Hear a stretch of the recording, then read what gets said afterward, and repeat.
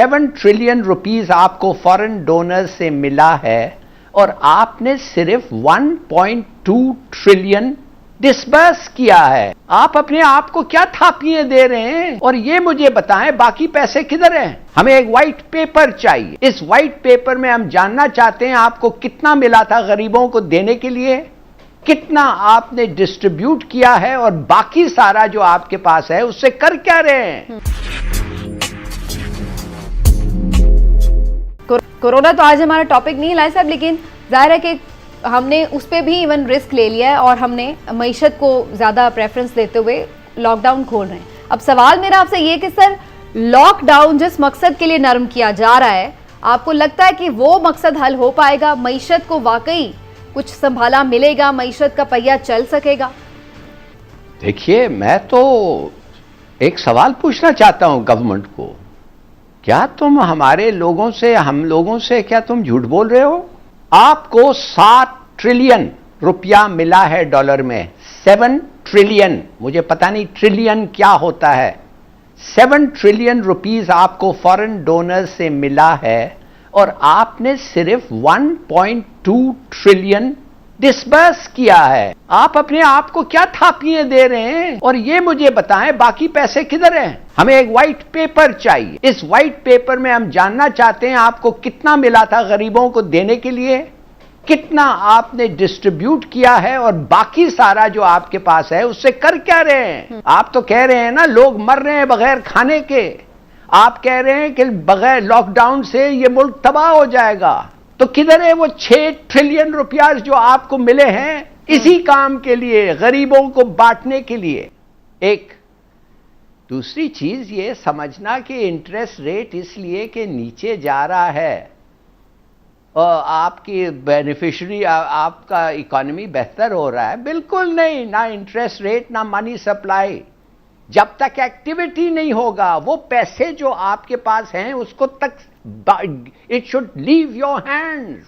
नहीं तो ये सब पेपर स्कीम्स हैं। मैं आपको बताता हूं क्या पेपर स्कीम्स हैं। इन्होंने कहा कि तुम लोग अगर अपने मजदूरों को रखना चाहते हो तो सैलरी से हमें 50 करोड़ तक सैलरीज और ये वो मिलेगा।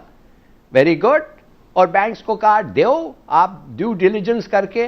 बैंक्स ने कहा ठीक है हम देंगे अगर 100% सिक्योरिटी हमें मिला। अरे भाई, बोरोअर को आप कहते हैं 100% सिक्योरिटी दे, उसके पास 100% सिक्योरिटी है नहीं, इसके माने आप दे नहीं सकते to those who don't have security. तो ये क्या है? ये एक पेपर स्कीम है। ठीक। दूसरी बात आपको मैं बार बार कहता हूं, पब्लिक वर्क्स प्रोग्राम्स करें। मैं तो वो ट्री प्लांटेशन की भी मैंने तारीफ की है, खुदा जाने कितने प्लांट हुए हैं कितने नहीं हुए हैं। डैम्स बड़ी अच्छी बात है, मगर एक डैम जो कमीशन हुआ है नॉर्थ में, या ठीक है बड़ी अच्छी बात है, मगर खुदा के लिए कुछ ऐसे भी पब्लिक वर्क्स करें पॉपुलेशन सेंटर्स के नजदीक। उधर तक तो नहीं जाना पड़े लोगों को अपने घर छोड़ के, पता नहीं 4 दिन का सफर। सही है, ये भी आप थोड़ा सा सोचें। मैं अभी इस पर आती हूँ कि मजीद क्या हो सकता है, लेकिन जो आपने 1-2 सवाल उठाए ना अली साहब, उन पे बात करना बड़ा जरूरी है। एक तो आपने ये बात की है कि खरबों रुपए मिले हैं हुकूमत को। सर, ये आप ओवरऑल जो इमदाद मिल रही है मुख्तलिफ बैंक से, जैसे कि आलमी बैंक से कुछ मिले पैसे, कुछ एशियाई तरक्याती बैंक से मिले हैं, ये ओवरऑल आप उनकी बात कर रहे हैं या कोई अदर देन दिस आपको इन्फॉर्मेशन है कि कोई डोनेशन मिली है? नहीं भाई, ओवरऑल जो मिली है, देखिए मैं भी अकबर के तरह कागज हिला रहा हूं, इस तरफ देखें मेरे तरफ। अच्छा, ठीक। ये देखिए, अगर आप चाहती है मैं पढ़ के सुना सकता हूं। ठीक हो गया। तो आपको आपके हिसाबों किताब के मुताबिक ये कितने खरबों रुपए मिले हैं और वो आवाम तक नहीं पहुंचे। लेकिन इमरान साहब, आप क्या समझ रहे हैं? हुकूमत तो हमें ये आके बता रही होती है कि हमारे पास इतने पैसे नहीं हैं कि हम हर रोज़ लोगों को फीड कर सकें। आपके ख्याल से ये तरीका ठीक है कि लोगों की बराह रास्त इमदाद कर दी जाए पैसे दे के, या फिर ये तरीका ठीक है कि बहरहाल रोज़गार के लिए आसानी फराहम की जाए ताकि लोग अपनी रोटी खुद कमा सकें? देखिए, आपकी जो मैशत है ना, वो किस पे सबसे ज़्यादा सहारा है? उसका रीढ़ की हड्डी क्या है? रीढ़ की हड्डी होती है किसी भी मुल्क की मैशत में उसकी एक्सपोर्ट्स। अब मैं थोड़ा सा इस पे आपको जवाब देने से पहले ये बता दूं कि 2013 में आपकी एक्सपोर्ट थी तकरीबन 25 अरब डॉलर की। अच्छा ये कम होते होते 2016 में आ गई 20.5 अरब डॉलर पे। अब उसके बाद 2016 से ये बढ़नी शुरू हुई 5.1% के हिसाब से, और ये 2019 में ये चली गई 23.8 अरब डॉलर पे। लेकिन अब कोरोना की वजह से क्या हुआ, कोरोना की वजह से आपका जो मेन एक्सपोर्ट है वो है आपका टेक्सटाइल, और टेक्सटाइल में आपके ज़्यादा गाहक कौन से हैं? गाहक हैं यूएस, यूके, जर्मनी, फ्रांस, जो कि सब बंद पड़ा है। यूरोप। हाँ जी। अब वहाँ से क्या हुआ, आप ये देख लें कि पूरी दुनिया का जो टेक्सटाइल है ना, उसका 40% सिर्फ ये कस्टमर है, ये वाले मुल्क। आपकी जो एक्सपोर्ट है उसका तकरीबन 50% यहाँ जाता है, और बाज़ रिपोर्ट्स के मुताबिक 56%। ठीक। अब जब वो 56% आपका अगर कम हो जाता है तो आप उससे देखिए आपकी एक्सपोर्ट कहाँ जाएगी। दूसरा है रेमिटेंस, आपका ज़र मुबादला का एक मेन जरिया। गल्फ कंट्रीज से जो आपकी रेमिटेंस थी उसमें 54% कमी ऑलरेडी आ गई है। जो बाहर के ममालिक से पैसे आते जो हैं, गैर पाकिस्तानी, जो पाकिस्तानी ओवरसीज पाकिस्तानी अपनी मेहनत मजदूरी की कमाई जो यहाँ भिजवाते हैं। अब वर्ल्ड बैंक की रिपोर्ट के मुताबिक इस साल कोरोना के बायस आपकी रेमिटेंस में 23% कमी आएगी। यानी एक आपका एक्सपोर्ट वाला मामला बंद हो गया, कम हो गया, दूसरा आपकी रेमिटेंस कम होगी। जब ये सारी चीज़ें होंगी तो उसके बाद आपकी मईशत पे क्या धचके लगेंगे आपको उसका अंदाज़ा होना चाहिए।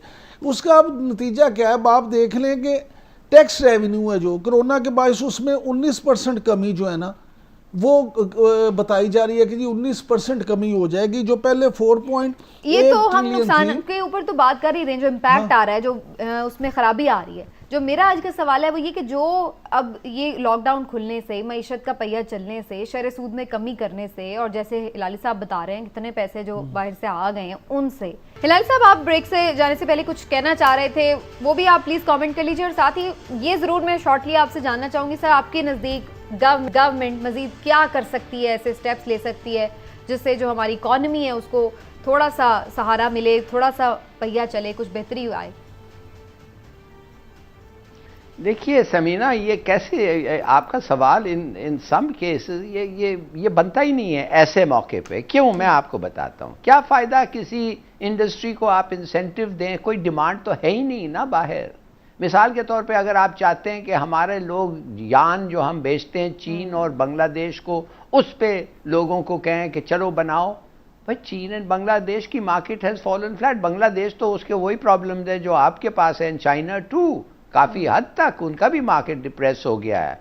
टेक्सटाइल एक्सपोर्ट्स तो ख़त्म, कैंसल्ड ऑर्डर्स हैं। अच्छा, अब आप आ जाएं लेबर प्रॉब्लम्स। आप जानते हैं यूएई और सऊदी अरेबिया में क्या हालत है।